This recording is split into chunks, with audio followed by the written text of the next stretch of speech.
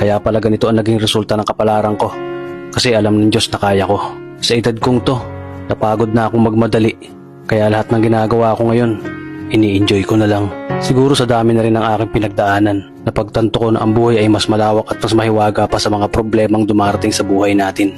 Tumatanda na tayo, baka sa kakahabol natin sa masagana at maayos na buhay, ay hindi na natin na-enjoy ang buhay.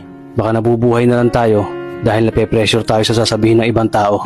Marami na rin akong mga naging maling desisyon sa buhay, pero lahat yun nagsilbing aral sa akin. At natuto ako sa mga pagkakamali ko. May mga taong sobra nating mamahalin at bibigyan ng halaga, pero ibabalik lang sa atin ay kabiguan at matinding trauma. Kaya wag nating lilingunin ng mga taong tulad nila, dahil mas payapa kapag hindi ka na interesadong malaman pa kung ano pang balita sa kanila. At wag mong idepende ang sarili mo sa kahit kanino.